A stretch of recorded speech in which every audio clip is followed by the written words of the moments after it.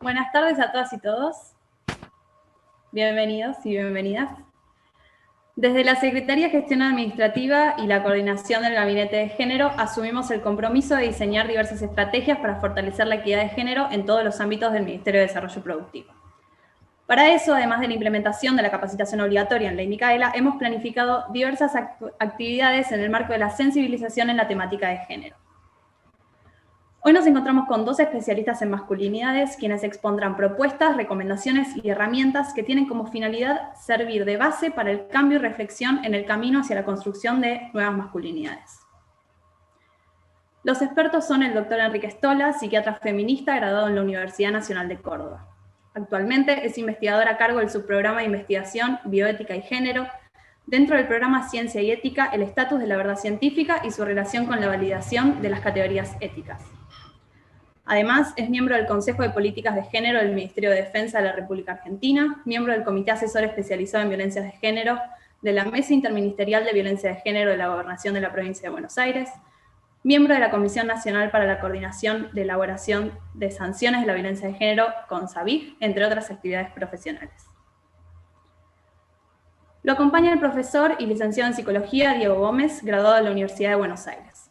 Actualmente se desempeña como co-coordinador del Grupo de Reflexión sobre Masculinidades. Es capacitador docente del equipo Transformando y realiza acompañamiento psicológico a madres y familiares de víctimas del delito de trata para la explotación sexual en la Asociación Madres Víctimas de Trata. La entrevista estará a cargo de la licenciada Paula Basaldúa, coordinadora del Gabinete de Género del Ministerio de Desarrollo Productivo, y la acompaña la doctora Silvina Ferreira.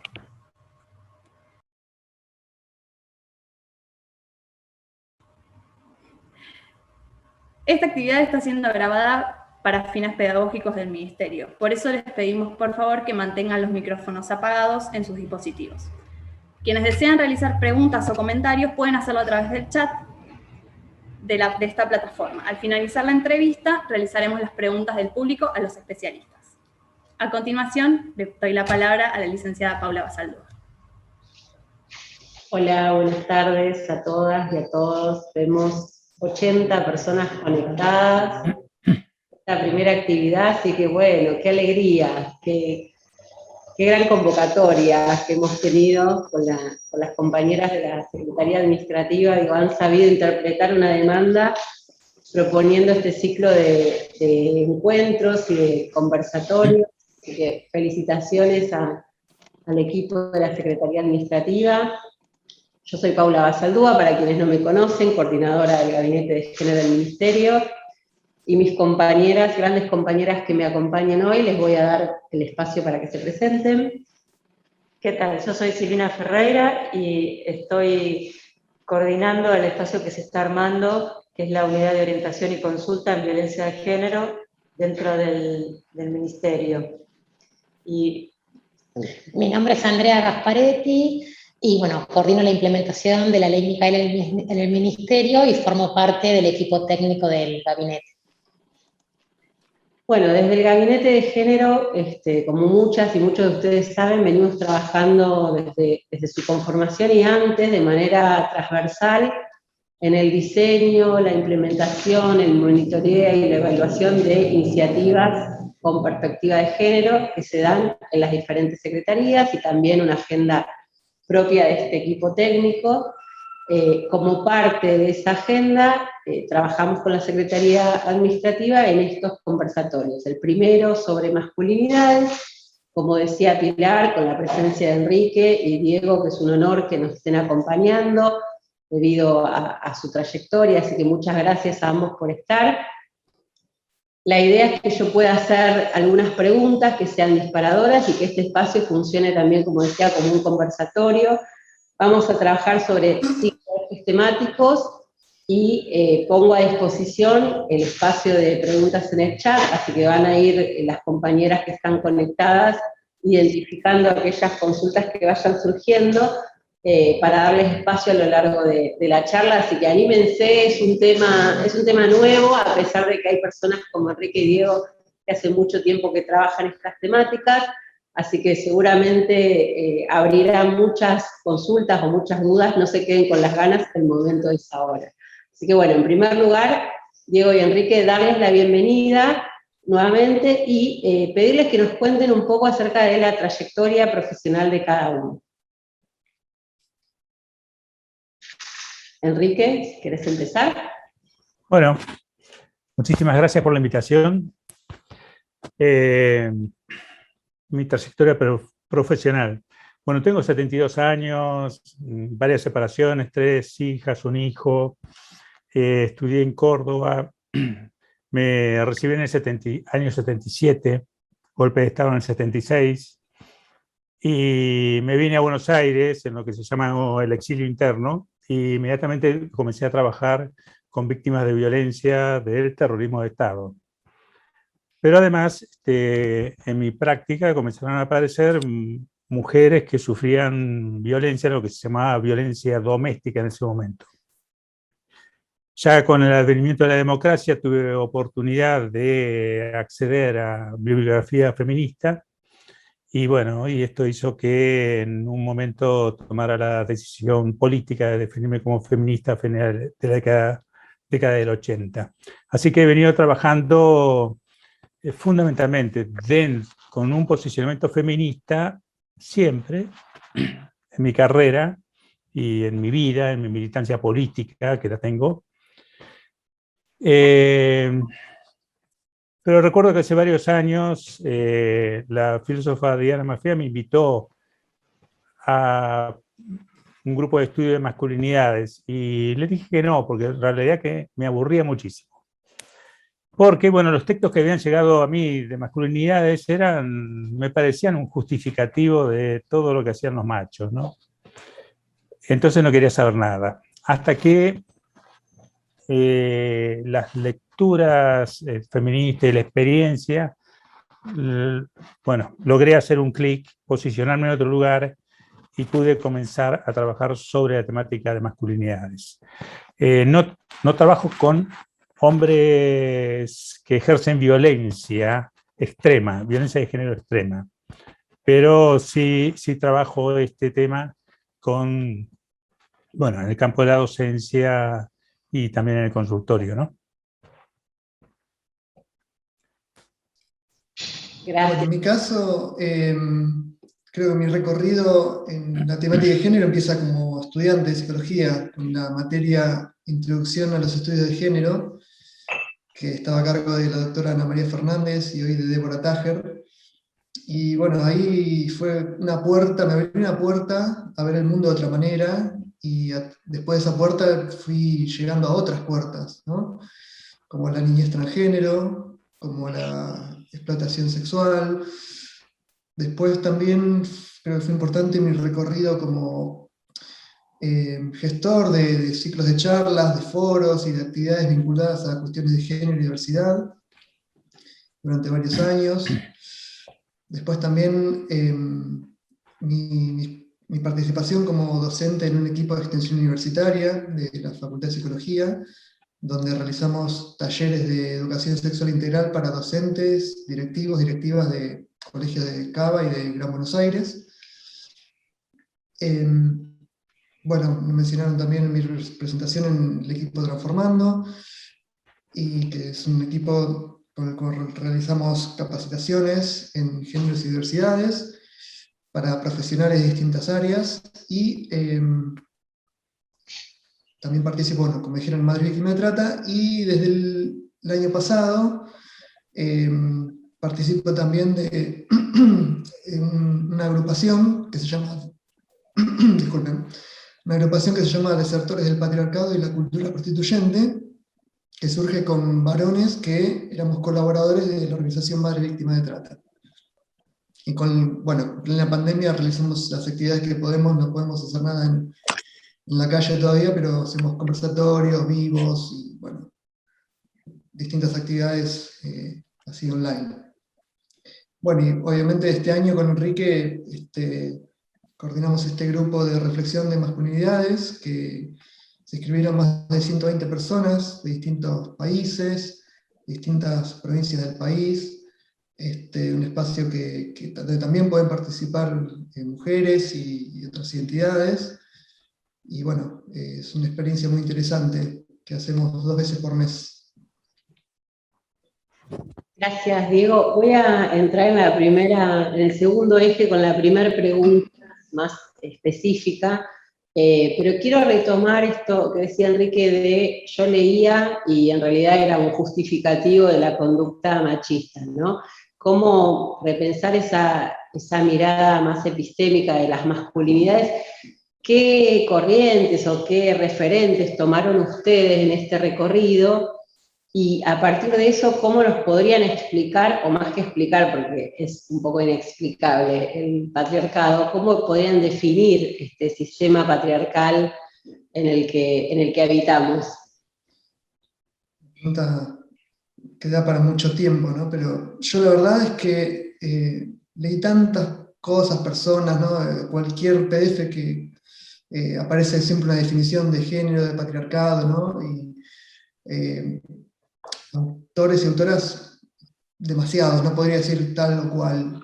Sí entiendo globalmente al patriarcado como uno de los sistemas de discriminación y dominación más antiguos de la humanidad, ¿no?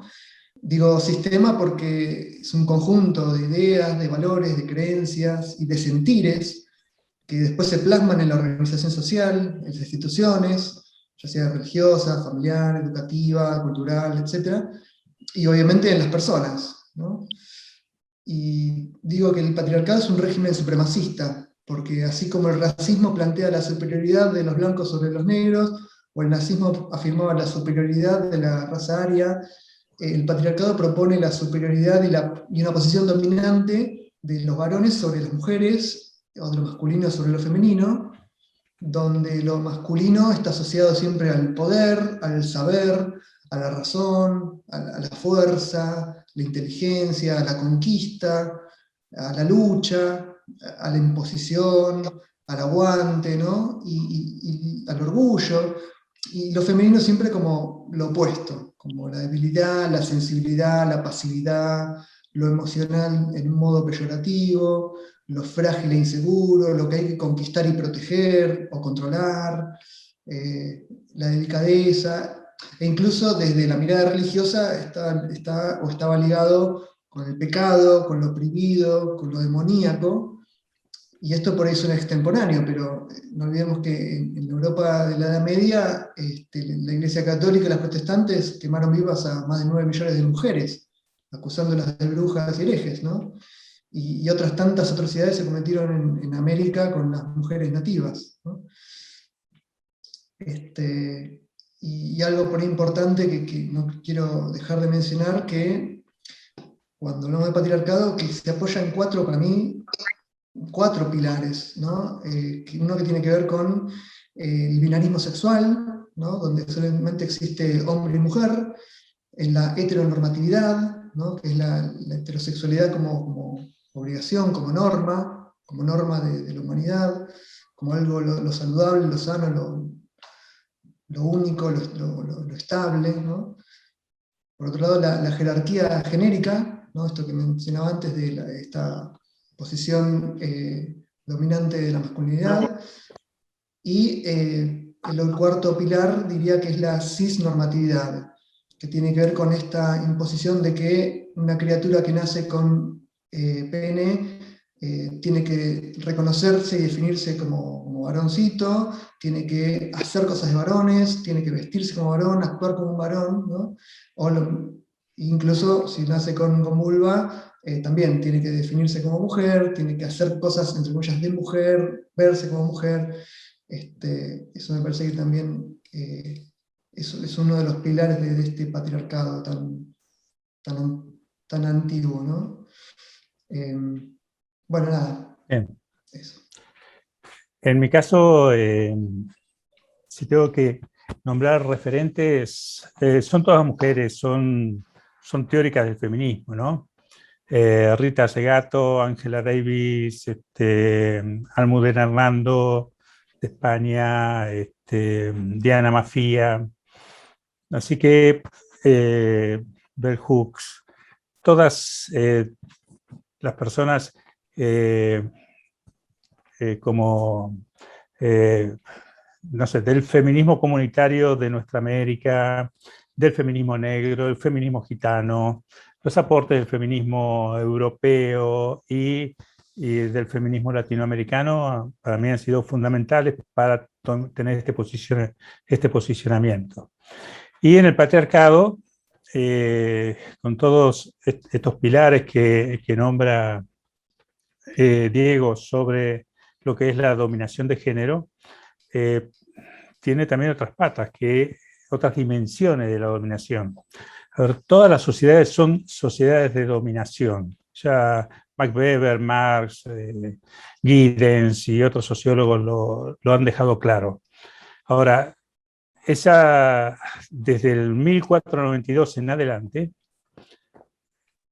es claro que hay constantes. Ya venía una constante que era la dominación de clase, que se sigue manteniendo hoy con la estructura del capitalismo financiero y con lo que es la razón neoliberal. Otra constante es la dominación de género. No importa el sistema socioeconómico ni las variaciones que hay, la dominación de géneros se mantiene, o sea, el dispositivo de dominación masculina, con diferente expresión de masculinidades de acuerdo al momento histórico. Y lo tercero es el racismo, que se estructuró en esa época, a partir de esa época, y que fue ubicando los cuerpos y tomando los espacios en función del color de piel. Así que estas tres variables, tres dimensiones, más otras que hay, pero estas tres son ejes fundamentales en la dominación patriarcal y que, bueno, estamos hablando de Occidente, su área geopolítico de influencia, donde estamos nosotros, y bueno, a nosotros nos tocó uno de los monoteísmos y sostenido por el cristianismo y su alianza con el desarrollo capitalista, ¿no? Que bastante nos jodió y nos sigue jodiendo. Bien, hasta ahí. Bien, Enrique, Diego, gracias. Retomo en esto que vos decías, Enrique, de la cuestión de clase, la cuestión de género, la cuestión de la raza como interseccionalidad, ¿no? Sí. En el marco de este sistema patriarcal, ¿qué implica desde esta mirada interseccional ser varón en este sistema patriarcal? ¿Son todos los varones opresores de la misma manera? Bueno, ¿qué nos pueden contar sobre eso? Sí, vos sabés que hasta la década del 60, donde había cierto trabajo asegurado en el sistema capitalista, ser varón, se sabía que era ser varón. Era ser macho, heterosexual, tener hijos, tener un grupo familiar, tener laburo estable, trabajar para mantener a la familia, ser proveedor. Y si eso se hacía, bueno, no importaba si el tipo fajaba a la familia, si el tipo no veía a los hijos porque se pasaba todo el día laburando o se iba al bar los sábados y domingos. Creo que la mayoría de las personas tenemos la experiencia de haber escuchado, ya sea como relato familiar o en vivo y en directo, las palabras de una mujer que dice, sí, era muy recto, muy duro, o no muy recto, lo que significaba un tipo jodido, violento, etc. Era muy recto, pero nunca nos hizo faltar nada. Eso era un hombre. Y eso se vivía plenamente. Ahora, a partir de la década del 60, recuerden, año 73 se instala el primer Estado neoliberal, Reagan, Thatcher, toda la década del 80, viene la contraofensiva económica, se comienza a degradar la vida, el ataque a los sindicatos, una producción cinematográfica mostrando los Rambos, mostrando a los sindicatos como si fueran entidades mafiosas, etc.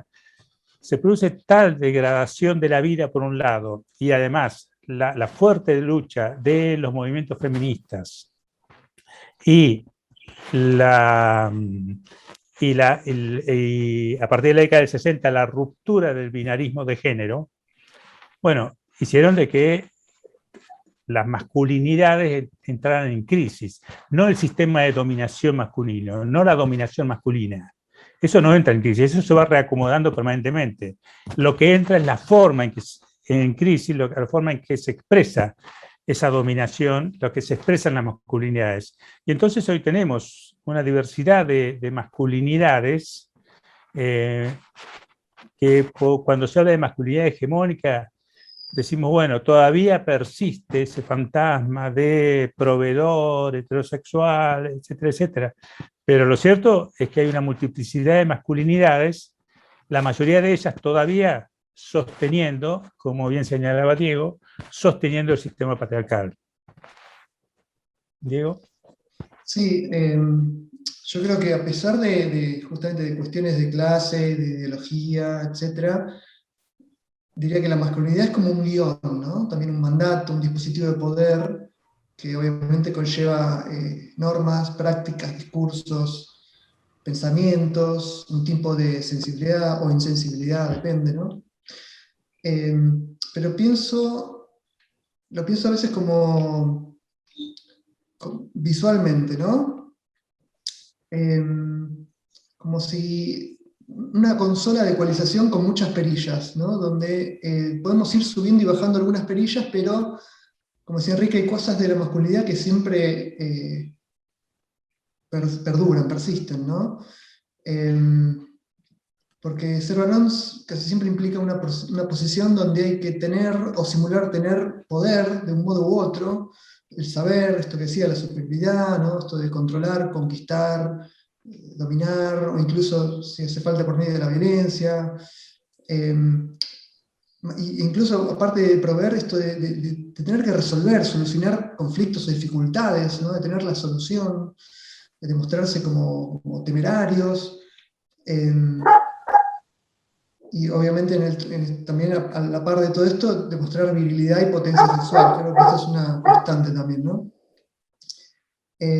Ahora, pensando también como a nivel como psicólogo, cuando vemos un individuo o un grupo que todo el tiempo está mostrando o queriendo demostrar, que está intentando rebajar a otras, a otros, a otros, para intentar subir un peldaño en este podio imaginario, ¿no? Todo eso da cuenta de una gran inseguridad, de un gran miedo, e incluso una necesidad de aprobación. Por eso la masculinidad también implica buscar y esperar la aprobación, el aplauso o la admiración de otros varones, ¿no? Ya digo, esto es más allá de la clase, más allá de incluso a veces de la etnia o de la raza. Pero bueno, pensemos que obviamente tenemos que tener en cuenta esto de lo relacional, ¿no? De la masculinidad también como un concepto que está siempre en contraposición con la feminidad, ¿no? Y que de un varón se esperan socialmente y culturalmente cosas distintas de lo que se espera por ahí de una mujer. Y con esto que decía Enrique, me resulta muy interesante porque esto, que cada época y cada cultura como que conforma y va conformando ciertos estereotipos, ¿no? Y no es el mismo prototipo del varón que se necesitaba en los inicios del capitalismo industrial, que hoy en día con la globalización y el capitalismo financiero neoliberal, que antes el modelo era mucho más rígido, fuerte, duro, impenetrable, y hoy la economía precisa un modelo más flexible, más adaptable, un varón más pensante, más comunicativo, porque vamos que hoy ya el prototipo del macho cavernícola ya no es bien visto en ningún lado, ¿no? Ya quedó más como obsoleto, ahora es otro el modelo. Me gusta, Pilar se ríe, sí. Sí, pero como decía Enrique, se va acomodando, ¿no? Hay un reacomodamiento del sistema de opresión, que bueno, puede ser, como vos decías, no tan rígido, pero sigue existiendo, y que de alguna manera esa interseccionalidad más de coyuntura, en oposición a esa familia tipo, a ese macho proveedor, sigue siendo la contracara, la dominación de esa desigualdad de género que padecemos las mujeres y el colectivo de la diversidad. Totalmente. Ahora bien, desde ese lugar, nosotras las mujeres y las personas del colectivo de la diversidad tenemos muy claro esos efectos de la dominación, y muchas veces desde el feminismo lo contamos desde el lado de quienes lo padecen, o sea, las y les oprimidos, oprimidas, oprimides, pero es interesante esta mirada crítica de la masculinidad, y entonces les pregunto, ¿cómo puede hacerse, siendo varón, una crítica a ese sistema que les otorga privilegio a los varones? Sí. Generalmente hay un reclamo de las compañeras feministas sobre los varones tienen que renunciar a los privilegios. Hay que renunciar a los privilegios. En realidad, el privilegio se sostiene sobre, es la expresión de un ejercicio de la dominación. Y hay privilegios que se dan dentro de lo que sería la pareja o grupo familiar, y hay privilegios macro, en donde, que tienen que ver con el dispositivo de dominación masculina ya macro, en donde es medio difícil ahí decir cómo renuncio yo a esto. O sea, cómo renuncio yo cuando estoy buscando un trabajo a la violencia de género que significa que yo me presento y por ser varón me van a elegir, y no van a elegir a esa mujer que puede estar más capacitada que yo, pero no la van a elegir por ser mujer y porque puede llegar a ser madre, y entonces Es decir, ese es un privilegio que no manejo, y eso tiene que ver con la estructura de dominación y la violencia de género en general, porque toda estructura de dominación necesita ejercicio de violencia con diferentes niveles de intensidad. Ahora, cuando voy a esto que nos ha dejado el cristianismo con su modelo de familia heteropatriarcal, y el capitalismo, ¿no?, que nos está hundiendo en la soledad, en donde solamente si uno no está en pareja, ya se empieza a joder la vida, parece, porque ha roto todo lo que es la comunidad, ¿no? Entre el neoliberalismo y el cristianismo han terminado de romper la comunidad. Entonces, ¿cómo se expresa ahí en lo singular, mis privilegios? Y siempre señalo y hablo claramente y hablo en porteño, los varones tenemos que dejarnos de hacernos los boludos ante cuando estamos en pareja o estamos en un grupo familiar. No puede ser que vos, macho, no sepas lo que se necesita para ir a un supermercado, para qué cosas tenés que comprar para que haya comida durante toda la semana.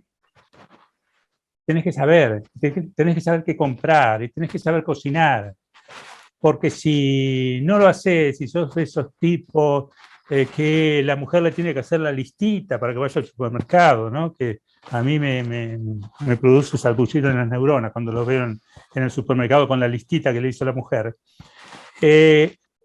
Lo que está ocurriendo es que estás con una pareja que tiene una carga mental terrible, porque es la garantía del funcionamiento del hogar. Y esto significa que esa pareja está poniendo horas de trabajo que vos no hacés. O sea, te estás apropiando de la fuerza de trabajo, en términos marxistas, te estás apropiando de la fuerza de trabajo de esa mujer, le estás robando horas de vida a esa mujer, por lo menos 3 horas de vida, y multiplicarlo por 30 días, multiplicarlo por un año, etcétera, que son horas de vida que ella podría dedicar a un propio proyecto personal, y tiene que estar atendiendo al boludo que tiene al lado. Entonces, y esto es violencia que se articula con las otras violencias, y esto es violencia machista, que cuando hablamos de violencia de género siempre decimos no, digamos que está el concepto de que aparece violencia de género en la televisión, es un femicidio. Siempre es violencia de género extrema. Y este buen tipo, que puede ser un excelente padre, muy afectivo, un tipo, no sé, muy divertido en la casa con su pareja, coge muy bien, lo que sea, que cuando se muera va a tener una lápida con todos los amores de su familia, pero le estuvo afanando las horas a su pareja y sosteniendo el sistema de dominación masculina. Cuando ve un femicidio dice, yo no tengo nada que ver con eso. Porque no todos los hombres, no, all men, no todos los hombres. Yo no tengo nada que ver. Bueno, esto es lo que tenemos que modificar. Esto tenemos que modificarlo. Todos los varones tenemos que ser responsables del tipo de masculinidad que estamos sosteniendo, de cómo sosteniendo el patriarcado y cómo ejercemos la dominación, que eso sí lo podemos chequear, y los privilegios que ella conlleva. Listo. Diego. Podemos parar a aplaudir si quieren.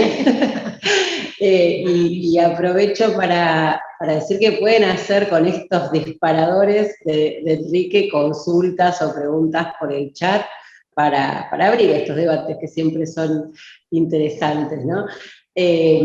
Retomo, bueno, esto que vos decías a lo último, para pensar entonces, desde un nivel macro, pero también desde un nivel individual, cómo pensar una reconfiguración de esas relaciones entre géneros que son tan asimétricas, ¿no? ¿Qué estrategias ustedes advierten o promueven desde sus ámbitos de intervención, entendiendo que quienes pensamos con una cabeza feminista queremos la transformación del mundo en un mundo más justo, ¿no? Es difícil hablar después de Enrique, pero para tomar esta parte de la pregunta que vos decís, ¿no? ¿Qué estrategias? Creo que para desnaturalizar el machismo hay que poder visibilizarlo, ¿no? Y creo que ese es y será un gran aporte de los feminismos, ¿no? De poder nominar, de poner palabra en ciertos hechos que nos pasaban por acá y no los veíamos, ¿no? No los veíamos como violencia. Hoy hay quienes, yo como participante de una agrupación, ¿no? Todavía hay gente varones sobre todo, que dice, bueno, pero ustedes, resulta que ahora todo es machismo. Y nosotros le decimos, bueno, si te molesta que hablemos mucho de machismo, imagínate lo que debe ser sentirlo todos los días, ¿no? A cada momento. Pero además lo sorprendente no es que nosotros veamos machismo en todos lados, sino que el tema es que lo que llama la atención es que tantas personas se resistan a verlo, ¿no? Incluso algunas que afirman que no existe, ¿no? Entonces la estrategia o las estrategias, primero tiene que ser hablar, interpelar, cuestionar, compartir lecturas también, por medio del arte, ¿no? Incluso hasta por viñetas gráficas. Yo creo que el humor también ayuda muchísimo. Bueno, desde ya, como estamos haciendo, armando grupos de reflexión, y ideal sería de reflexión y de acción en todos los lugares posibles, incluso en el ciberespacio. Y bueno, con este grupo que yo les comenté, Desertores del Patriarcado y la Cultura Prostituyente, lo que hacemos es tomar ejemplos paradigmáticos, ¿no? Como, por ejemplo, la pornografía y prostitución. Porque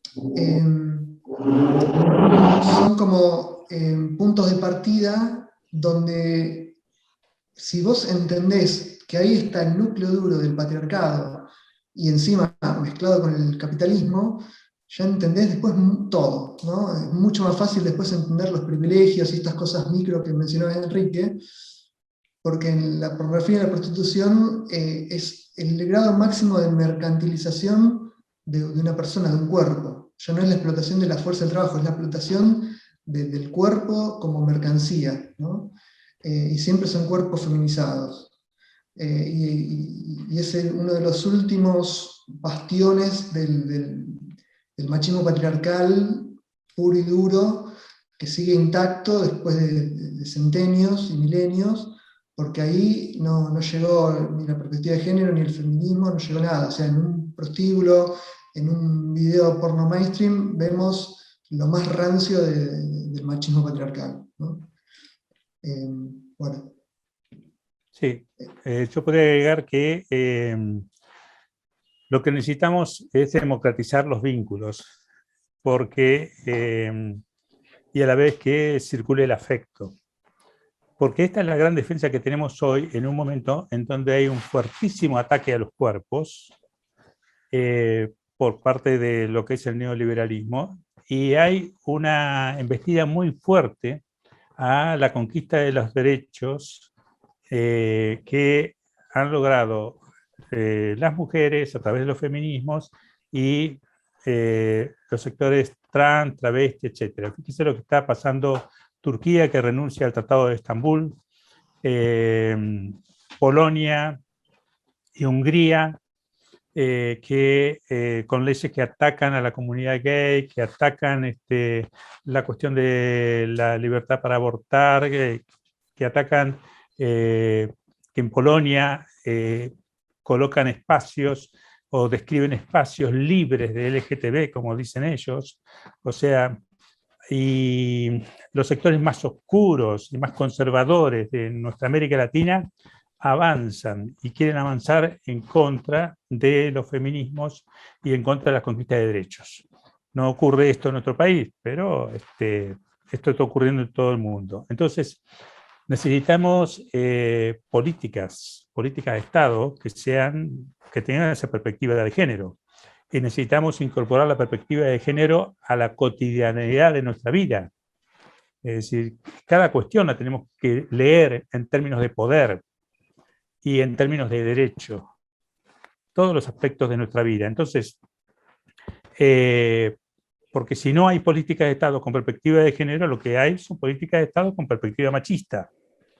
Y el machismo son todas esas cuestiones, legislaciones, creencias, etcétera, y actos, posicionamientos, espacios que tienden a replicar, recrear la jerarquización de la diferencia entre los varones, las mujeres y los cuerpos feminizados por el patriarcado.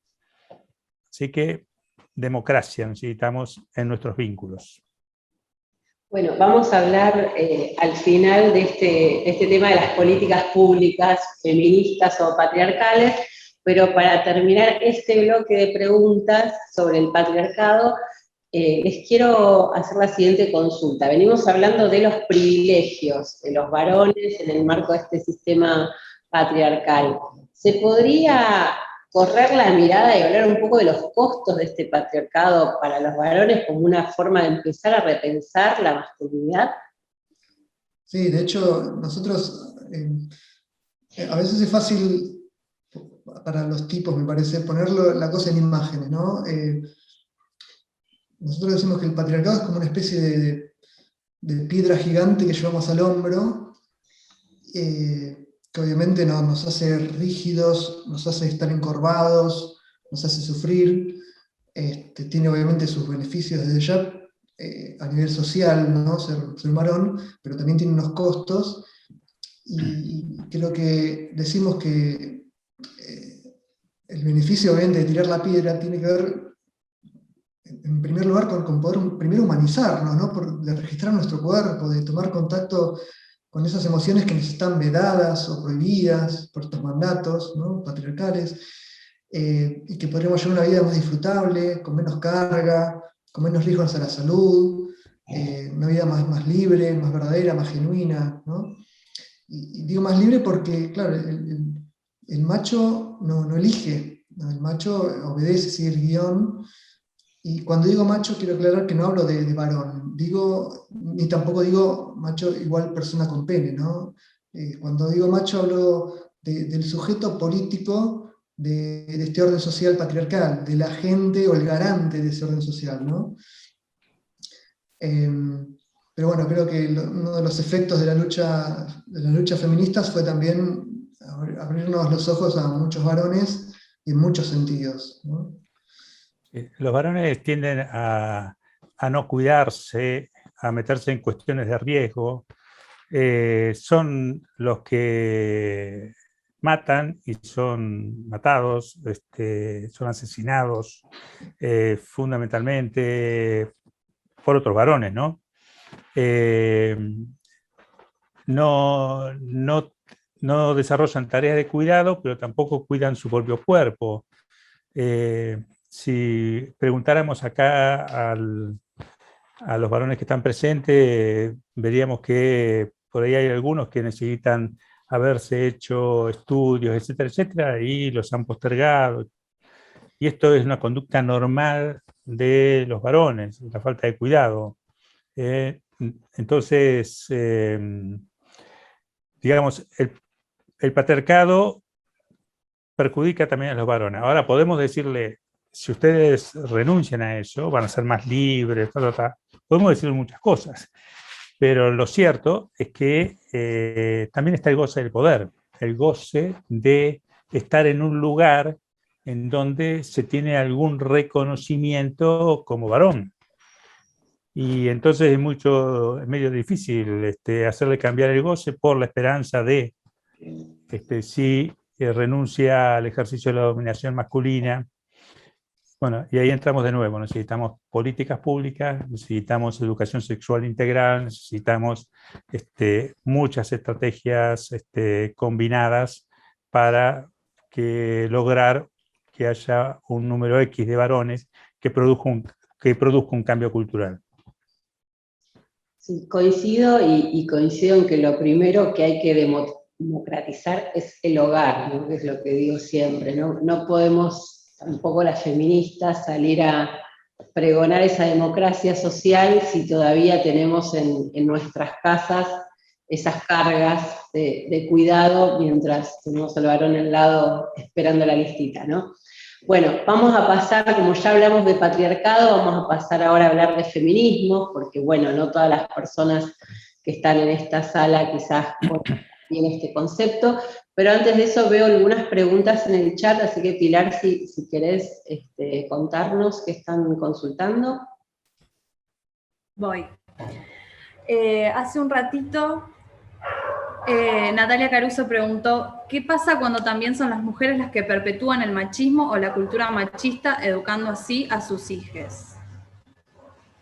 Hay que entender que las mujeres también en este marco también son premiadas cuando repiten o reproducen los estereotipos machistas, ¿no? Y son castigadas cuando no lo hacen. Esto es parte de la lógica patriarcal. O sea, ellas reproducen en tanto también siendo víctimas y siendo colonizadas por esta cultura, me parece. No sé, vos qué decís, Enrique. Sí, el patriarcado tiene género, es masculino. Ahora el machismo atraviesa todos los cuerpos, atraviesa todos los cerebros. Y entonces encontramos, no importa su orientación sexual, gay machista, no importa su identidad, trans, travesti machista, mujeres machistas, etc. El género es relacional y el patriarcado no lo sostienen solo los varones. Como dice en su libro La dominación masculina, Pierre Bourdieu, las mujeres han aprendido a ver la realidad con las categorías del dominador. Es medio extremo esto, pero yo creo que muestra bastante, yo creo que ubica esto de que el mundo está organizado en función de la mirada y los intereses masculinos. Y hay millones de mujeres que sostienen esa mirada. Y cuestionan a los feminismos, cuestionan, y en cada momento histórico que han salido las mujeres a pelear por un derecho, ha tenido siempre grupos de mujeres que se han opuesto a esa lucha, ¿no? Bueno, esas son las mujeres colonizadas por el patriarcado. De hecho, una mujer me discutía que, claro, la mutilación genital la llevan a cabo generalmente otras mujeres, ¿no? Pero, claro, si no lo ves desde una perspectiva género, de una lógica, de un contexto patriarcal que atraviesa, como decíamos, todas las esferas de la vida, incluso la etnia, la clase, la raza, etc., no se puede entender mucho. Por eso también es interesante desnaturalizar esa idea de sentido común de que somos varones contra mujeres también, ¿no? El machismo versus el feminismo, como si fuéramos unos contra otras, ¿no? Bueno, vamos a retomar después. ¿Otra pregunta, Pilar? Sí, tenemos dos más de esta etapa. Rodrigo preguntó hace un rato, ¿consideran que suelen psiquiatrizarse a veces las conductas de agresión como una forma de justificación de la dominación masculina? Sí, ese es un mecanismo que ha utilizado, por un lado, el discurso médico, que es que viene del poder médico, que ha estado siempre históricamente muy ligado al sostenimiento de la dominación masculina y al servicio del racismo, al servicio de, de los machos. Bueno, y o sea que intenta psiquiatrizar a los agresores sexuales, a los agresores en general. Por otro lado, está el uso de los medios de comunicación respondiendo también a esa dinámica patriarcal que intenta hacer lo mismo. Y cada vez que ocurre algo, bueno, calificarlo de monstruo, de enfermo, de psicópata. Tenemos 1 o 2 psiquiatras que siempre andan recorriendo los estudios que ven psicópatas por todos lados, y eso evita que estos psiquiatras reconozcan el nivel de machismo que tienen, por supuesto, y evita que o facilita que este hombre bueno, de familia, y que nunca mataría una mosca, diga, pero yo no tengo nada que ver con esto, nada que ver, por favor, sírvanme la cena. Y dice, yo no tengo nada que ver con estos asesinatos. Bueno, entonces, tenemos que ser muy firmes con eso. Entre los agresores habrá un porcentaje que tiene algún nivel de patología, pero la mayoría de los agresores no tienen problemas de patología, ni trastorno de personalidad. Son los agresores que venimos produciendo. Sabemos que nuestra sociedad va a producir en los próximos 30 días posiblemente unos 20 o 30 femicidas. Los estamos entrenando.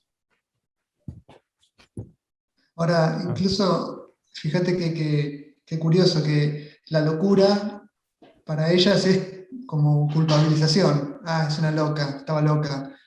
Y para ellos, para nosotros, la locura es como la disculpa. Bueno, no, una emoción violenta, no sé, se cegó, ¿no? Sí, sí. Bueno, qué fuerte esto, ¿no? Que decían. ¿Otra pregunta, Pilar, tenemos? Tenemos. Valeria hace un rato preguntó, ¿cuáles son los principales problemas que tienen las masculinidades en el mundo del trabajo o en el de la producción?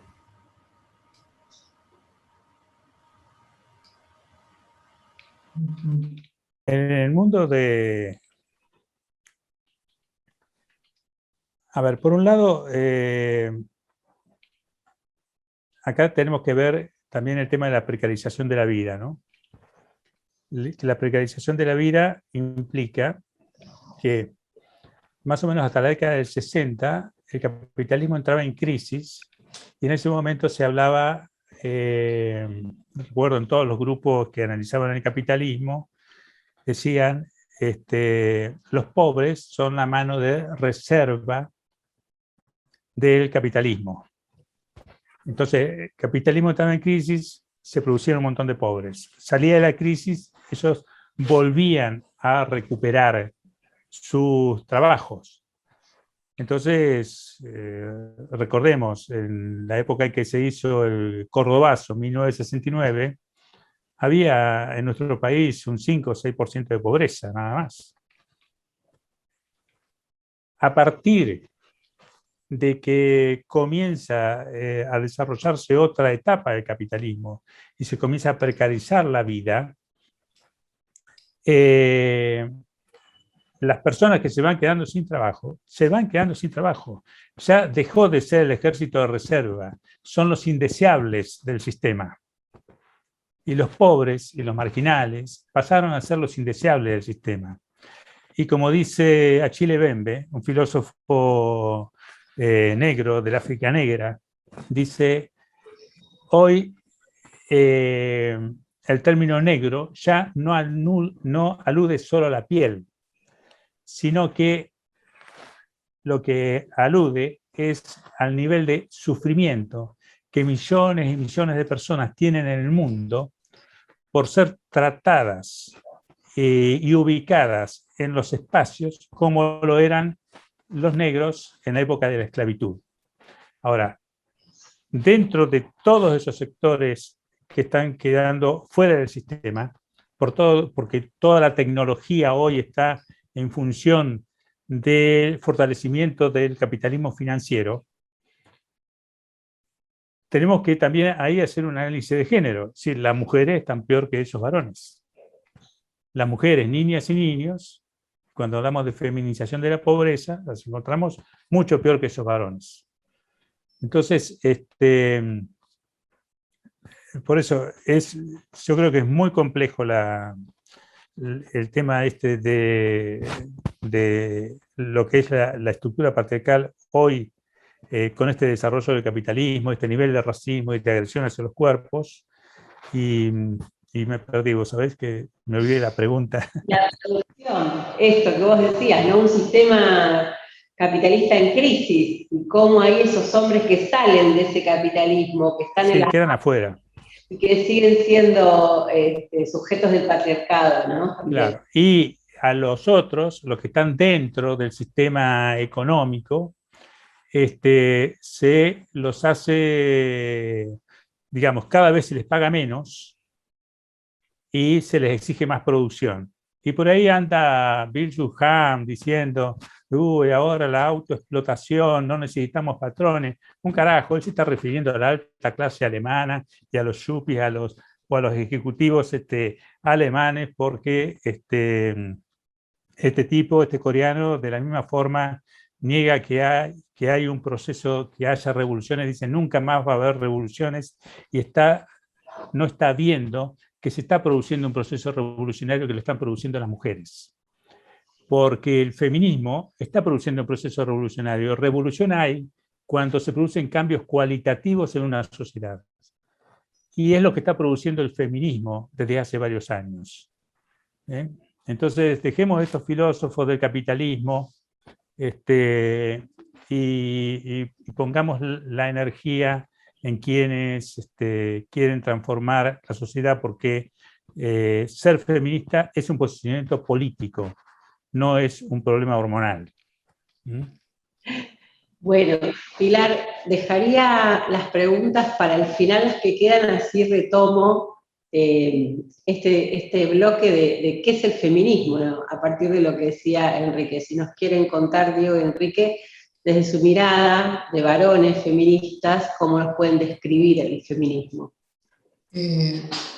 Para mí, los feminismos, incluyo también obviamente los transfeminismos, son, como decía Enrique, son movimientos políticos que luchan por la liberación de las mujeres y las identidades disidentes, es decir, que luchan contra las jerarquías, contra la opresión, la dominación del régimen patriarcal, lo que implica luchar contra un ordenamiento social e institucional, ¿no? Así como luchar obviamente por los derechos humanos de las mayorías subordinadas o excluidas, ¿no? O sea, digo mayorías porque todas las identidades distintas a la humanidad hegemónica son la mayoría. Y bueno, obviamente la búsqueda de transformar estos mandatos de género, en construir relaciones en base a la igualdad, la reciprocidad, en la diferencia, obviamente. Entonces, bueno, así entiendo yo a los movimientos feministas y transfeministas, como espacios que luchan por la igualdad, la justicia. Yo puedo decir que el feminismo es un movimiento de liberación, a diferencia del machismo, que es un movimiento que es fundamental para el mantenimiento de las estructuras de dominación.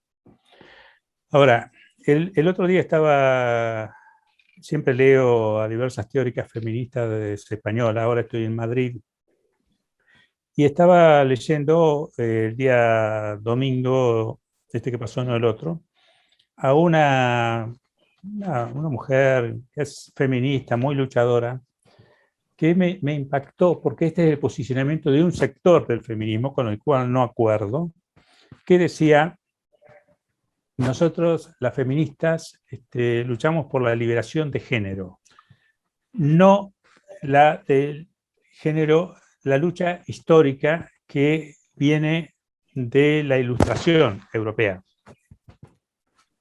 Y no acordamos con lo interseccional. Carajo, están dejando de lado lo que es la dominación de raza y la dominación de clase. Y uno ve que en ese feminismo, que a veces habla de capitalismo, el término capitalismo no opera en el discurso.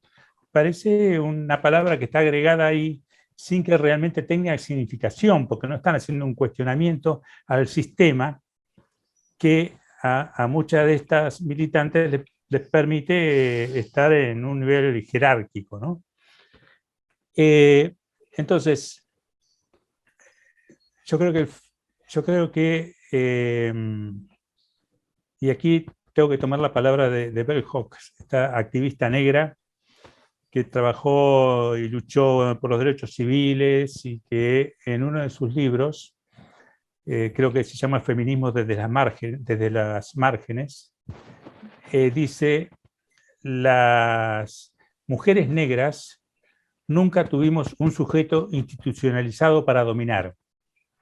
Fuimos dominadas por hombres negros o por hombres blancos y mujeres blancas, dice. Ahora, paradójicamente, estos hombres negros en algún momento han liderado movimientos de liberación antirracista, pero no se han metido con la cuestión de género ni con el capital. Y por otro lado, ha habido mujeres blancas que han liderado movimientos feministas de liberación de mujeres, pero no se han metido con la cuestión racial ni del capital. Y en la medida que no se meten con esas otras dominaciones, siendo que las dominaciones se potencian entre sí para sostener el patriarcado, uno tiene que preguntarse de qué le sirve no meterse con esas dominaciones. Entonces yo adhiero totalmente a los feminismos interseccionales, indígenas, negros, gitanos, etcétera, ¿no? Bueno, en este conversatorio magistral, diría yo, ¿no? La verdad que mucho para repensar. Les pregunto, ¿qué logros, así como fuimos hablando de las resistencias y los sistemas de dominación, qué logros y también qué desafíos identifican en estas luchas feministas globales? ¿Qué tenemos pendiente? Y en particular en Argentina, donde ya también tenemos una larga tradición de feminismos. Bueno, logros creo que todos, ¿no? Si tomamos en cuenta de que las mujeres históricamente no tuvieron derecho a nada, eran como una mesa prácticamente, los logros fueron muchísimos, y creo que se han dado en distintos momentos, de acuerdo a las coyunturas o idiosincrasias particulares de cada región o país. Pero claro, pensando que siempre fueron propiedad de un patriarca, que era el padre primero y el marido después, que estuvieron siempre sometidas y relegadas a las tareas domésticas, de cuidado, o al servicio sexual del amo, entre comillas, a parir y a criar la descendencia de ese amo. Y bueno, no sé, siempre pienso en este sentido, en la Revolución Francesa, ¿no? En Olympia Dubuche, que fue guillotinada porque también reclamaba que esa declaración de derechos del hombre sea también para las mujeres, ¿no? Que el hombre como universal no las incluía. Bueno, pero derechos entonces de los logros y conquistas no sé, el voto, y la otra vez estaba escuchando una conferencia, de no me acuerdo ya quién, pero que decía que incluso antes del derecho al voto, las mujeres lograron combatir la institucionalización de la explotación sexual y la trata, ¿no? Acá en Argentina Raquel Lieberman, también escuchaba en España, y bueno, siguiendo después con el derecho al voto, el acceso a la educación secundaria, universitaria, a la formación profesional, a la participación política, derechos políticos y ciudadanos que fueron ganando en distintos lugares del mundo en distintas épocas, muchos avances también legislativos a nivel internacional y nacional. Bueno, y en Argentina, bueno, no, Enrique, no sé si vos querés agregar algo, pero hay Sí, tanto te amplío un poco.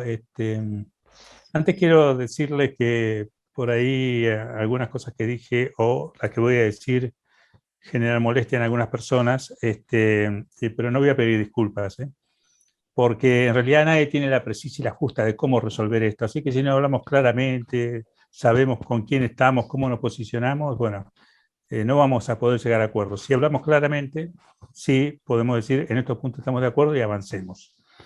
Entonces, yo creo que aquí, siendo Argentina, los feminismos, en esta histórica lucha que tienen, estas asambleas de las mujeres, etc., ocurrió algo interesante con la despenalización del aborto, muy impactante.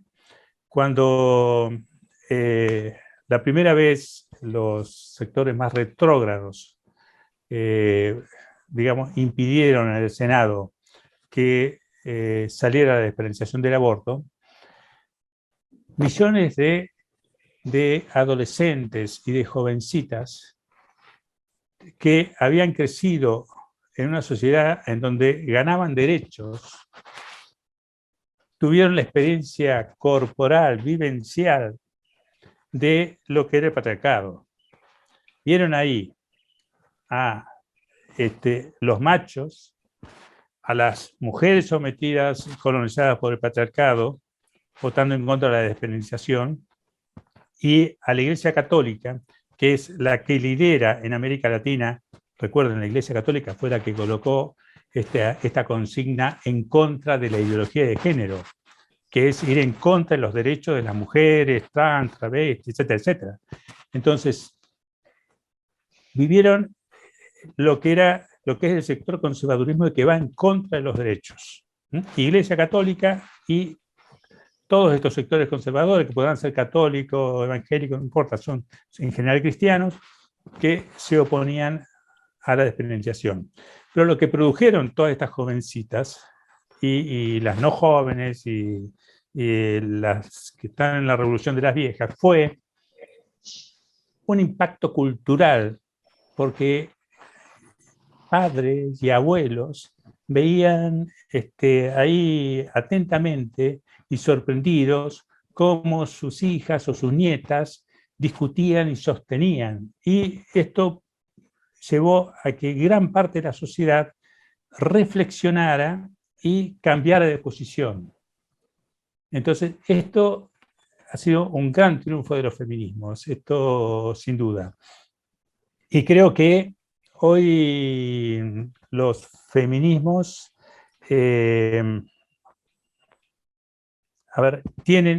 van teniendo instrumentos, como son los ministerios de las mujeres, a partir de los cuales exigir. Es claro que siempre se va a crear el problema entre las mujeres que están trabajando en la institución y las que no están trabajando en instituciones.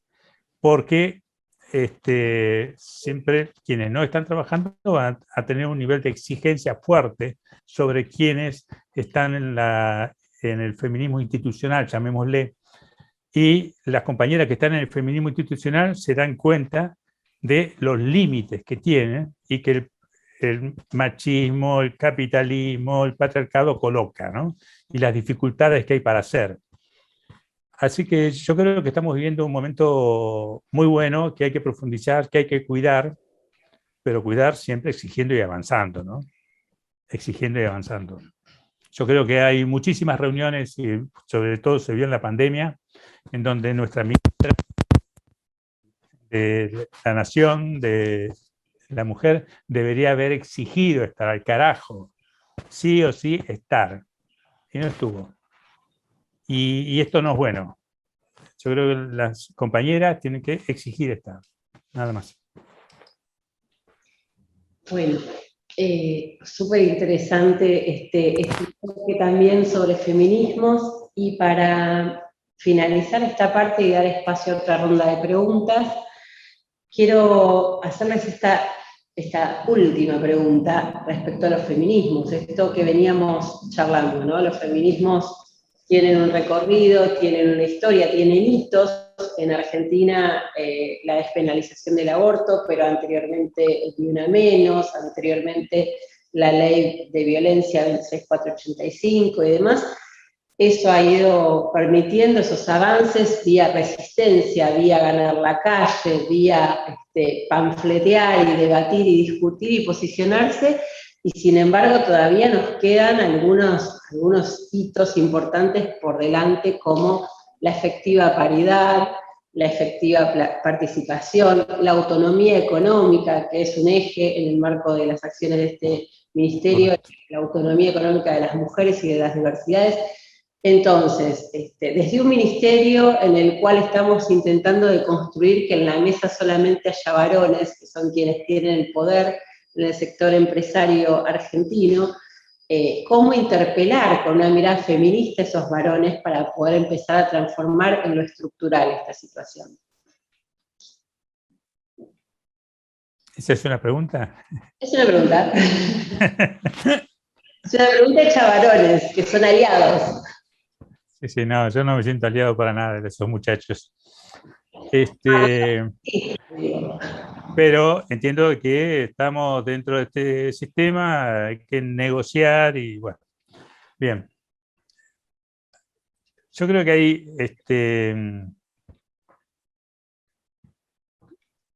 hay espacios en donde uno puede trabajar con los varones, y esto lo podrá desarrollar por ahí y ampliar Diego, que uno puede trabajar con los varones en un mano a mano sobre su sistema de creencias, etcétera, y facilitar la reflexión. Pero hay otros espacios en donde el tema es un tema de poder, en donde lo que nos tenemos que dar son estrategias de poder. Y en esa estrategia de poder significa negociar igualando poder y utilizando todas las herramientas en cuanto a ser nosotros desde el Estado quienes ponemos las reglas de juego. Y eso es un ejercicio de poder. Alguna vez trabajando con grupos en seminarios, talleres grandes, ¿no? Tiene una consigna, bueno, las mujeres traten de buscar en escena en donde tengan una escena que puedan decir, esto me pasó por ser mujer. Por supuesto, las mujeres encuentran 1000 escenas. Y para los varones, entonces un varón salta y me dice, bueno, esto nos pasó por ser varones. No digo, porque si yo estoy en una reunión en donde están los capitalistas que están, y obreros y obreras, y los capitalistas están angustiados porque el capitalismo financiero hubo un cambio en la bolsa y entonces no están ganando tanto, y eso los angustia y se sienten mal, etc. A mí me interesa 3 carajos esa angustia. Lo que me importa es lo que le pasa a los obreros y las obreras, y lo que me importa es que ese capitalista empatice. Y en general lo que me importa es que los varones puedan desarrollar la empatía en relación a las mujeres y los demás cuerpos feminizados por el patriarcado. Pero claro, cuando uno está, como están ustedes, en funciones del Estado, cumpliendo funciones del Estado, ya hay que hacer un aprendizaje en la negociación y a la vez en el ejercicio del poder. Así que, bueno, no las envidio, no me gustaría tener ese lugar, y las admiro profundamente.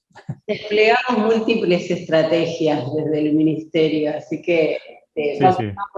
vamos con optimismo de todos modos, pero bueno, digo, acuerdo con esta cuestión de igualar, siempre lo digo, lo mismo, de frente al poder igualemos poder, pero en estos ámbitos más domésticos, digo, ¿cómo hacer que el discurso feminista no sea solamente hablarnos entre mujeres, ¿no? ¿Cómo hacer esa interpelación de manera efectiva que permita esa reconsideración, esa reconfiguración de estos procesos que son de largo plazo, porque son en definitiva cambios culturales, ¿no? ¿Cómo ir ahí trabajando con esos varones para que no la vean pasar de costado y digan, esto es cosa de mujeres?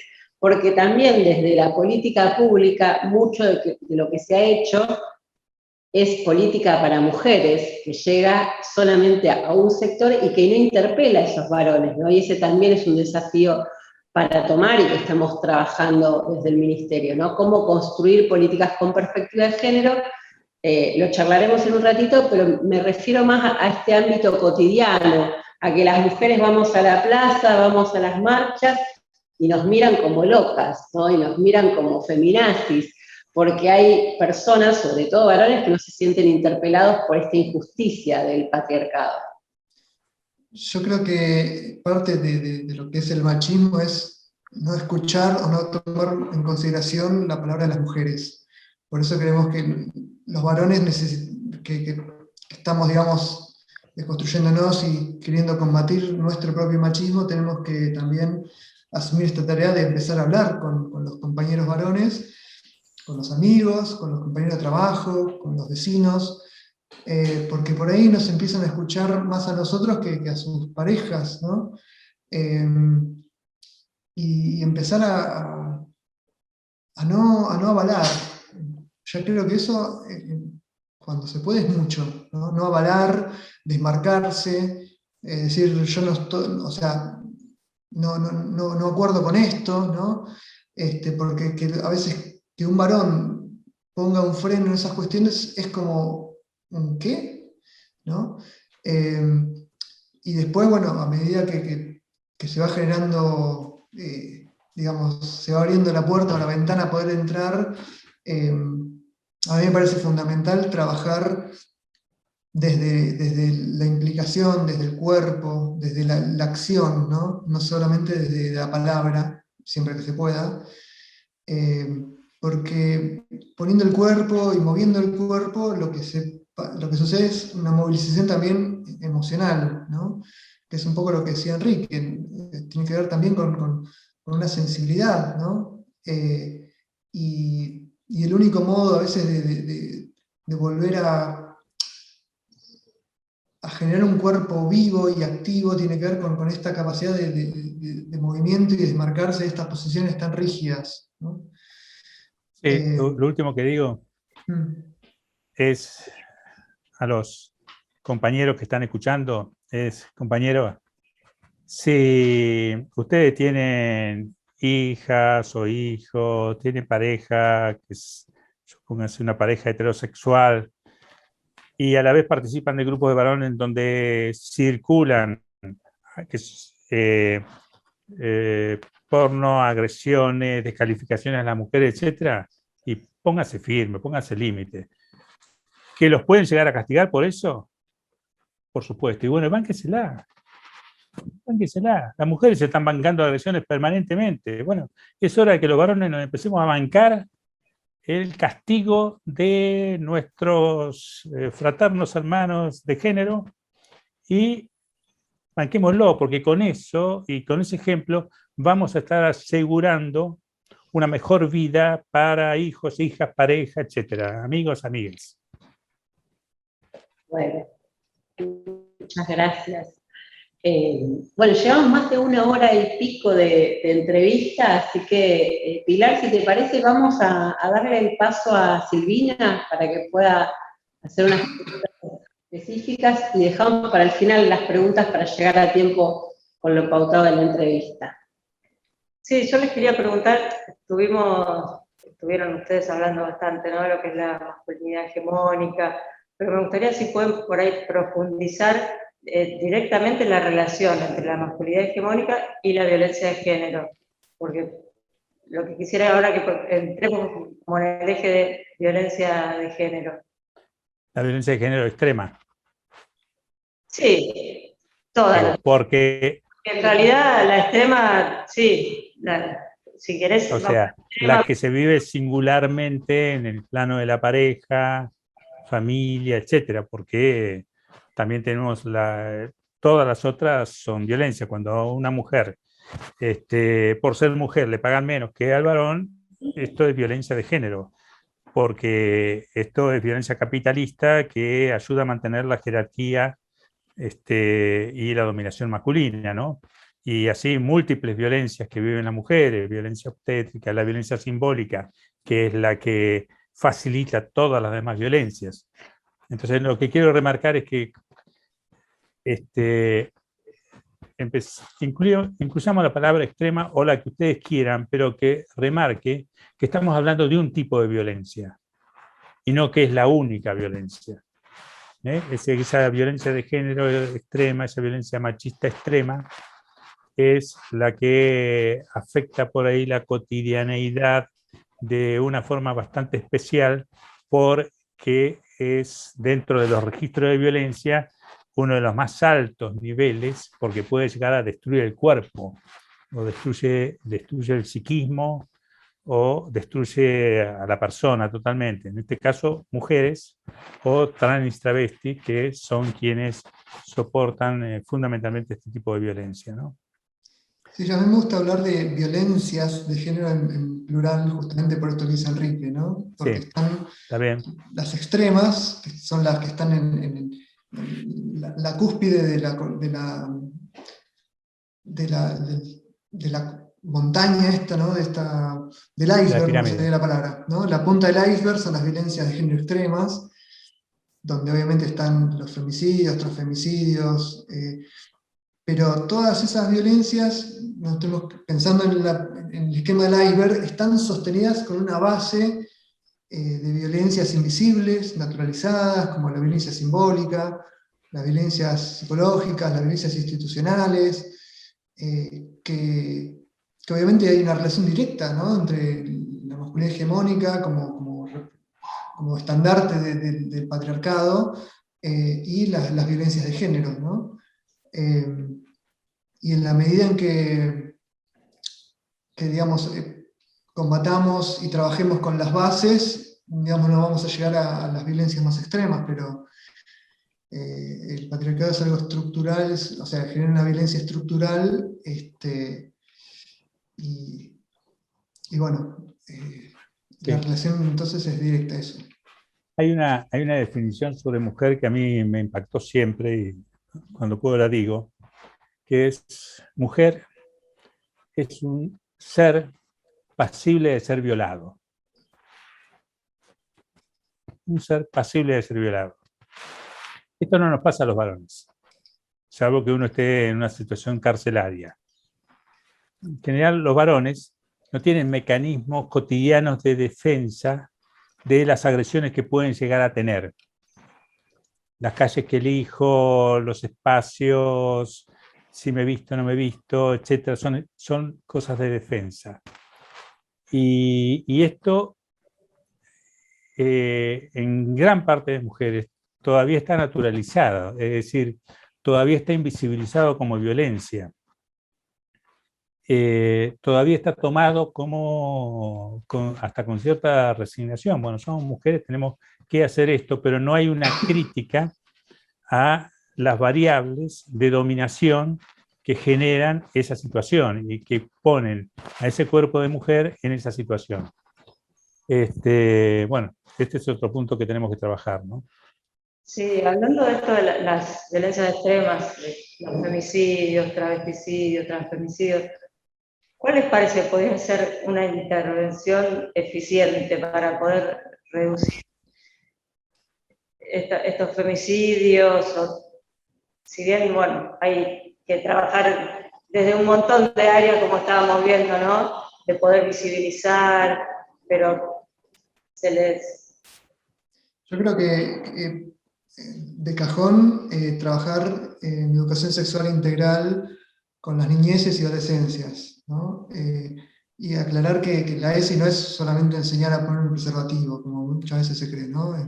También la ESI tiene ejes que tienen que ver con la afectividad, con el respeto a la diversidad, con la deconstrucción de los estereotipos culturales de género, etc. O sea, no es lo mismo enseñar tolerancia que enseñar respeto, que enseñar aceptación, que enseñar compañerismo y convivencia, ¿no? Eso es fundamental, la ESI para todo eso.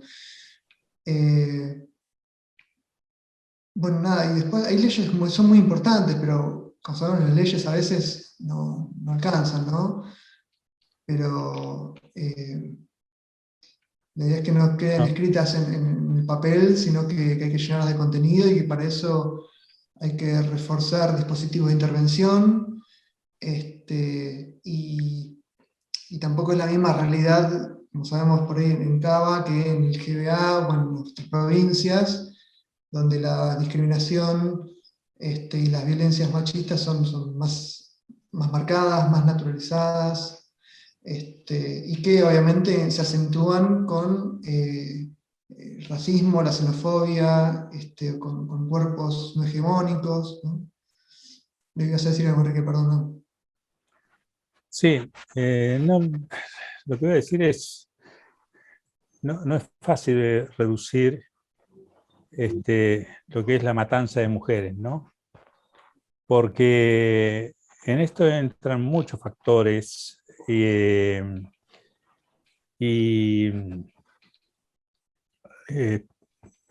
sé yo, uno ve por ahí países que dicen, no hay mucho menos muertas, muchas menos asesinadas. Ahora, uno analiza la forma en que se contabilizan las mujeres asesinadas y resulta que, no sé, acá en España por lo menos hasta hace un año, no sé ahora si ya cambiaron, pero hasta hace un año, si un femicida mataba a su novia o a su pareja y a la amiga que estaba ahí, bueno, había cometido un femicidio y la amiga no porque no era pareja, ¿no? Y entonces no se contabilizaba como femicidio. O sea, eso hay que verlo en cada país. Fíjese la cantidad de mujeres que son asesinadas en Estados Unidos y no se contabilizan como femicidios. Recién países como Francia, Suiza, Alemania, están haciendo una contabilización de los asesinatos. Los asesinatos de mujeres se dan en todo el mundo. Se dan en todo el mundo. Entonces, con variables diferentes que aparecen como causantes en cada lugar. No sé, es un tema muy complejo. Yo no tengo la respuesta. Creo que educación sexual integral es necesario. Creo que con el punitivismo no alcanza, que es darle 30, darle 50 años a un tipo, no evita que se sigan produciendo muertes. Tenemos que pensar cómo encararlo desde otra perspectiva. No sé, es un debate que nos debemos dar, que tenemos que seguir dándolo, ¿no? Sí, totalmente. Pensando en esto que decía antes, Diego, la estrategia de poder ir visibilizando estas cuestiones que tenemos tan naturalizadas, ¿cómo les parece a ustedes que se manifiesta y que podemos ver la dominación masculina dentro de lo que son las estructuras laborales?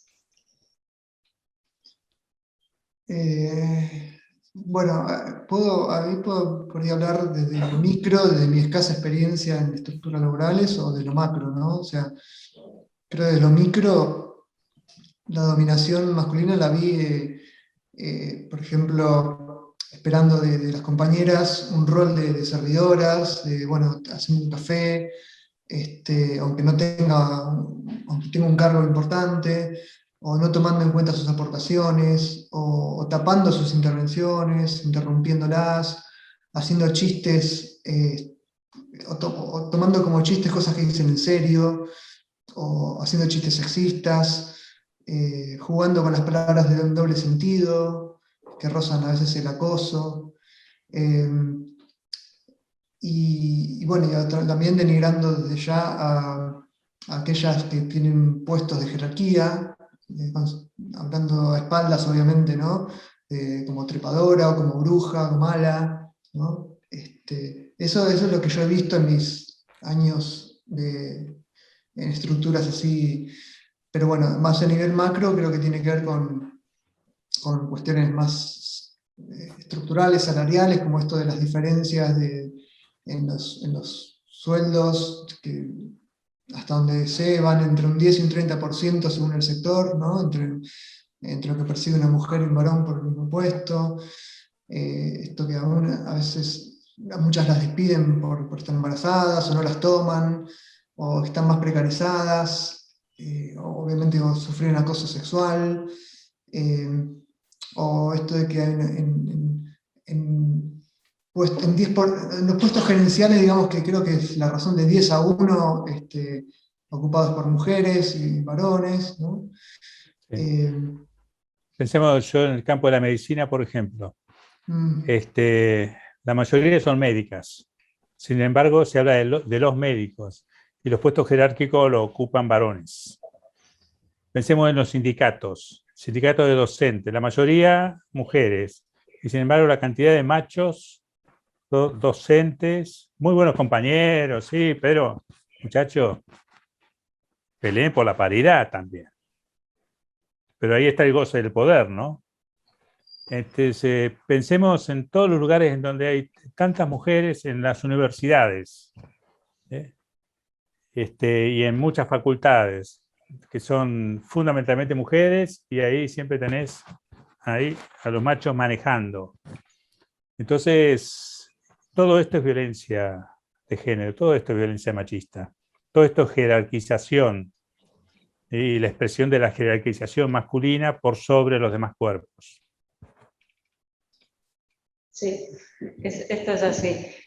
Paula, vos querías por ahí profundizar en lo que sería la perspectiva de género en las políticas públicas, como para ir ya cerrando. Como ¿no? para ir cerrando, sí. Bueno, retomo al fin la parte que a mí más me gusta, que es la perspectiva de género en las políticas públicas, ¿no? Y hablando en esta oportunidad desde un ministerio que les cuento que viene haciendo, como decía antes, muchas cosas en este sentido, reconociendo que hay una necesaria combinación de acciones y de enfoques acerca de las políticas sensibles al género que tenemos que llevar adelante.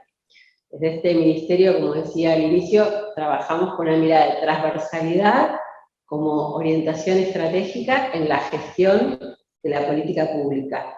Y además llevamos adelante programas que en algunos casos benefician directamente a mujeres a través del cupo, en otros a través del reconocimiento de derechos en materia, por ejemplo, el reconocimiento de las actividades de cuidado que hacen las mujeres, y otras medidas que tienen perspectiva de género y que intentamos que tengan un impacto a nivel más social y que involucren, por supuesto, a los varones. Bueno, esta es una de este conversatorio, se inscribiría también en esa línea, ¿no? Entonces, en ese sentido, les quiero preguntar, y algo ya has dicho, Enrique, sobre eso, ¿cómo te parece necesario el abordaje estratégico de la perspectiva de género en la política pública?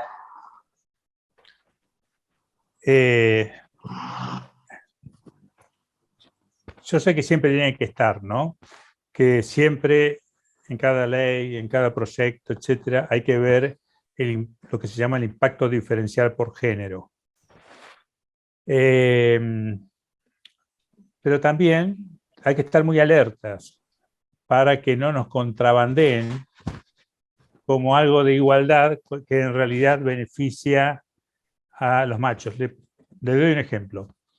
Con la reforma del Código Civil se instaló ¿cómo se llama? La tenencia compartida para parejas que se separan. pero que eso ya lo puede determinar el juez, así porque está instalado como derecho para ambas partes. Y esto, que fue muy aplaudido, los hombres se van a hacer cargo, en realidad, cuando hay una separación y hay un tipo que se hace cargo, la pareja decide cómo lo hace. Pero, ¿qué pasa cuando el tipo es un violento, es un abusador sexual y es un progenitor incestuoso, comete incesto paterno-filial? Resulta que esto lo están usando para ir contra las mujeres, se transformó en un instrumento, una estructura al servicio de la violencia machista. Y ahí tenemos un montón de madres protectoras que son castigadas por el Poder Judicial en este momento en nuestro país, en Argentina. ¿Qué le sacan los hijos? ¿Qué le hacen la vida imposible? El Poder Judicial. No solo los machos estos, sino el Poder Judicial. Entonces, tenemos que estar muy atentos a que no nos metan de contrabando cuestiones que parecen de igualdad y después yo estoy muy de acuerdo que debe haber, y por ahí leí en el chat, el tema de la responsabilidad compartida en cuanto a los tiempos de licencia. Creo que debería haber una forma en donde el varón tenga obligatoriamente que tener licencia por un tiempo muy prolongado, pero que una parte de esa licencia la deba tomar con la mujer, pero otra parte de esa licencia la debe tomar cuando ya la mujer está reincorporada al trabajo, que se haga cargo solo de sus hijos o sus hijas. Porque si no, la mujer se va a terminar haciéndose cargo, si es que es una pareja, digamos, no igualitaria, pero serviría como para sacarle a los capitalistas un elemento de fuerte discriminación sobre las mujeres. Que porque quedan embarazadas, entonces, porque le pregunta si van a quedar embarazadas o no. A un varón no le pregunta si piensa tener hijos o no. Entonces, esto tendría que estar presente.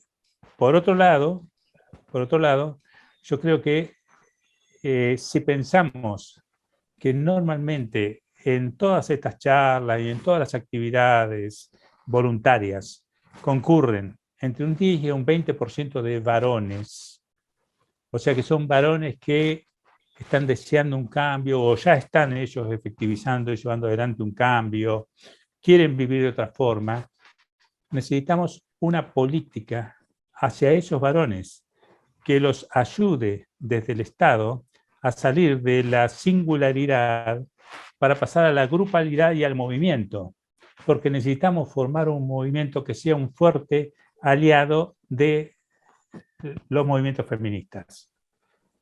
Pero eso, ¿qué ministerio lo puede hacer? No lo va a poder hacer el Ministerio del Interior, ahí que tiene todavía una visión machista, etcétera, ni ningún otro ministerio. Tiene que ser el Ministerio de las Mujeres. Esas son cosas que se tienen que hacer desde el Ministerio de las Mujeres, desde las secretarías de género, es decir, lo tienen que hacer con la mentalidad de las mujeres feministas, ¿no? No hablo de una mentalidad como la de Patricia Bullrich, sino con las mujeres feministas. Así que, pero todo esto es algo que hay que charlar y discutir, porque hay que crearlo. Son experiencias novedosas. No hay cosas así. Hay a veces actitudes políticas, pero que tienden a mantener la dominación masculina, como bien Nancy Fraser lo describe, la política que hizo el Partido Demócrata de captar feministas, trans, travestis, gays, otorgarles representatividad a un grupo nomás, los demás siguen todos igual, jodidos, pero darle representatividad a un grupo, eso le dio al Partido Demócrata un plus, un capital simbólico increíble, que parecen que son los demócratas y los más progresistas, mientras la estructura capitalista se mantiene igual y siguen jodiendo a todo el mundo dentro del país y fuera del país. Entonces, bueno, hasta acá puedo decir nomás. Acuerdo que la representación de las mujeres no garantiza de por sí el feminismo en la estructura del Estado, aún con un discurso feminista. Pero en ese sentido es verdad que ha habido algunos avances en nuestro ministerio, como vengo diciendo, estamos llevando adelante varias acciones en un ámbito que ha sido históricamente ciego a la política de género o a las demandas de las mujeres, en el ámbito de la producción y el empleo, ¿no? En otros ministerios también hay acciones, hoy hay un gabinete nacional de transversalización de las políticas de género, y en otro momento podemos debatir la efectividad de esa transversalidad, pero es cierto que hoy todos los organismos del Estado Nacional tienen iniciativas de género, más o menos todos tienen.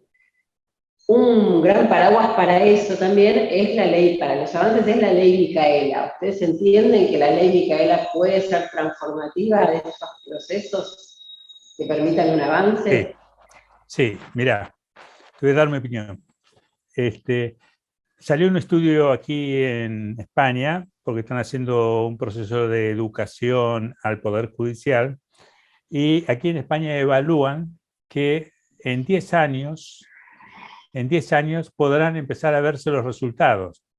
¿Sabes la cantidad de mujeres que van a joder durante estos 10 años, ¿no? Pero bueno, que en 10 años se podrán ver los resultados. Yo creo que en Argentina estamos mucho mejor por el tipo de movimiento feminista, por un lado, y porque con respecto al Poder Judicial y a otros elementos del Estado, pero al Poder Judicial, en Argentina, cuando hay un dictamen que se sigue produciendo, machistas, etcétera, conocemos el juzgado, conocemos los nombres de los jueces y juezas, hacemos campañas, digamos, poco a poco, jueces y juezas, fiscales dentro del Poder Judicial, van teniendo conciencia de que ya no son tan impunes, que la pueden llegar a pasar muy mal. Acá en España tienen la impunidad total, absoluta. Pueden hacer lo que se les antoja, además totalmente manejados por la derecha y por el PP, ¿no? Por el Partido Popular. Yo creo que en Argentina estamos en buenas condiciones. Ahora, para la ley Micaela tenemos que, nos ha jodido bastante el tema de la pandemia, y tenemos que hacer talleres presenciales. Es necesario más cuerpo y menos PowerPoint. Es necesario que quienes participen pongan el cuerpo, porque va a ser que puedan unir algunos conceptos con alguna historia personal, lo que le va a permitir empezar a hacer un clic que modifique actitudes y conductas.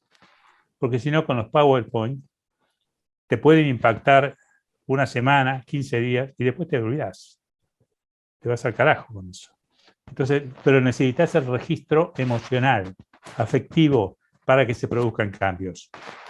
Y ahí sí, y si un juez, una jueza, un funcionario alto, muchacho, no participa, y no lo aprobaste. No cumpliste la consigna y no lo aprobaste. ¿Viste? Yo creo que tenemos que ser muy firmes en eso. Sí, yo creo que lo único que puedo agregar a esto que decís vos, Enrique, lo único es que es una pequeña acotación nomás, porque son muy claros. Esto no es un problema de contenidos, no es un problema de información, es un problema de sensibilidad, ¿no? Y como decía Enrique, hay que trabajar con lo vivencial, porque si no apuntamos a transformar profundamente el sistema de valores y de creencias, que es donde se apoya la sensibilidad o la insensibilidad, la empatía o la falta de empatía, vamos a seguir poniéndole una curita al cáncer que es el machismo patriarcal. Bueno, gracias Diego y Enrique. Para ir cerrando, porque ya estamos sobre la hora, 1 hora 45 de actividad, y por suerte mucha permanencia todavía, le voy a hacer una última pregunta que se enmarca en un debate también en el campo de las intervenciones de la política pública, y es lo que tiene que ver con el trabajo con varones agresores.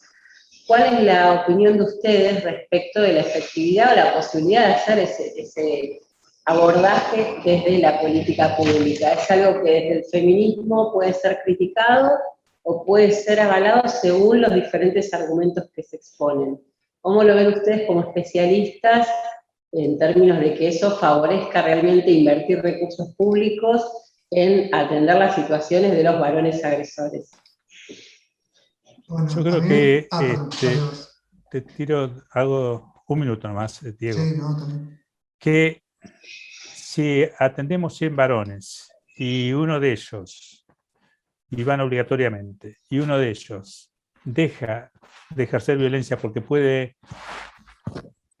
controlar su agresión, y vamos a evitar mucha gente dañada. Yo creo que el esfuerzo vale la pena, que es necesario dar recursos, que hoy gran parte de las asistencias que se están dando las están haciendo colegas o activistas en gran medida en forma gratuita y sin apoyo del Estado.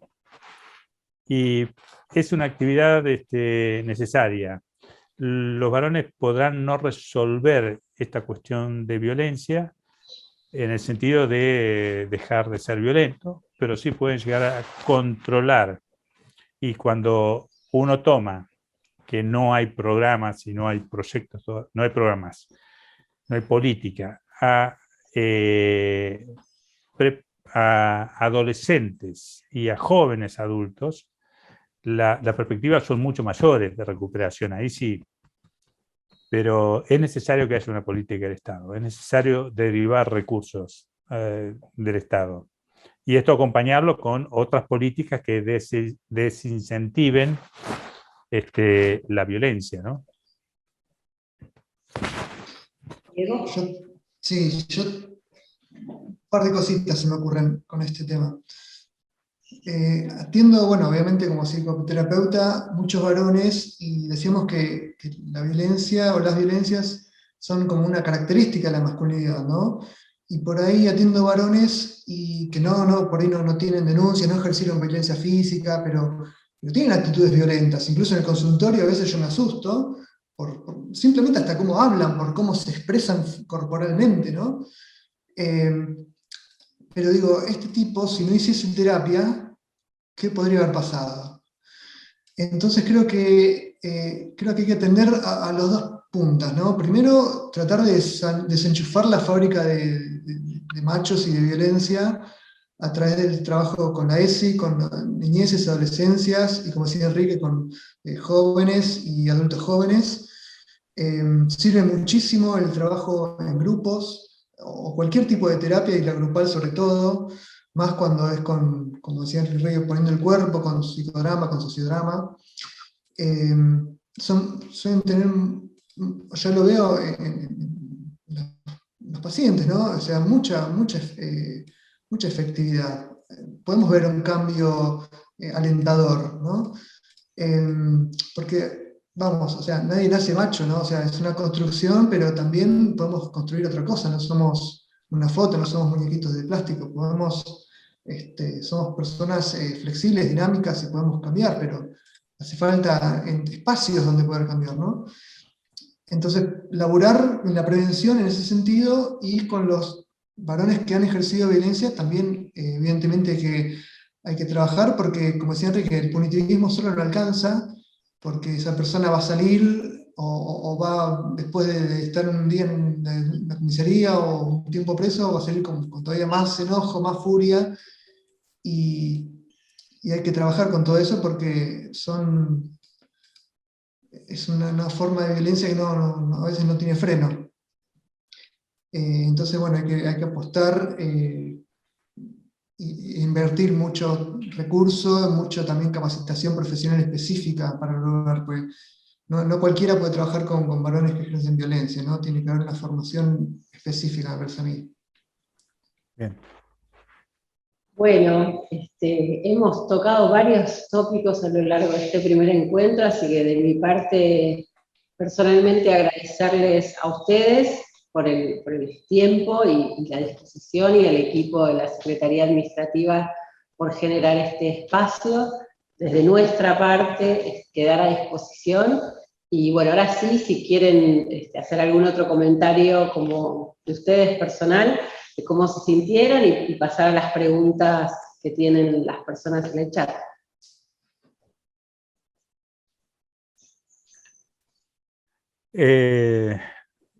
No, yo me sentí muy, muy cómodo, digamos, de poder hablar libremente, y muy contento de hacerlo con militantes feministas que están cumpliendo toda esta tarea en el Estado, ¿no? Así que mi apoyo total a ustedes. Bueno, yo también muy contento, agradecido también por estar acá, por la invitación. Compartir con ustedes y con Enrique siempre es un gusto y un privilegio. Eso, muy gracias. Bueno, le doy entonces la palabra a Pilar para que retome, Pilar, las preguntas que nos quedan en el chat antes de cerrar. Muy bien, muchas preguntas fueron respondidas mientras se iba desarrollando la charla, así que voy a retomar las que quedaron ahí en el tintero. Natalia preguntó si es común que se intente el justificativo legal para los femicidios como razones de tipo psicológicas o psiquiátricas. Sí, esa fue respondida, sí. Esa también. Común, sí. Y después María nos pregunta, como piensan ustedes, si es posible trabajar todo esto desde los medios y el rol de los medios en todo esto. Sí, yo creo que es fundamental, y es fundamental que haya más compañeras feministas en los medios. ¿Por qué? El tema es que la otra vez estuve en un chat, en un vivo con Diego Iglesias, y Diego decía, el tema es que en los medios a las feministas las consideran quilomberas, que rompen el esquema. Entonces, los machos, en general, y quienes manejan las producciones y programas, no quieren saber nada. Prefieren aquellas mujeres que juegan dentro de las reglas de juego estipuladas por los varones en los medios. A lo sumo, las invitan a veces a la feminista para que den alguna declaración cuando hay algo que ha conmocionado públicamente, etcétera, ¿no? Y algún canal puede tener algunas más feministas. Necesitamos mujeres feministas en los medios, paridad en los medios, y también que haya varones feministas, o varones aliados, o profeministas, como se llaman, que eso sí no existen, no aparecen.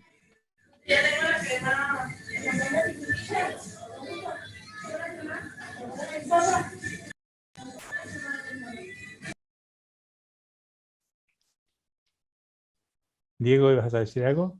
No tengo mucho que agregar. Sí, me parece importante y fundamental, necesario. El tema es que, bueno, muchos medios son como corporaciones, ¿no? Y bueno, hay muchos intereses y difícil a veces entrar, pero creo que, y espero que las nuevas camadas y las nuevas generaciones de periodistas que ya están apareciendo, que tienen mucha más de esta historia reciente a cuestas, ¿no? Estos logros, estos cambios, que lo empiecen a plasmar de un modo u otro. Espero.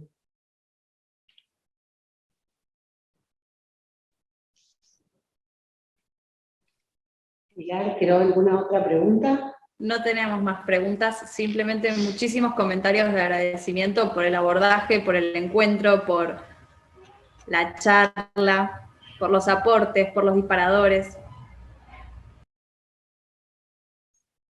Bueno, muchas gracias entonces a todos y a todas, y nos encontramos la próxima. Y gracias a Diego y a Enrique. Gracias. Muchas gracias. Gracias. Un abrazo grande. Chao. Saludos. Muchas gracias.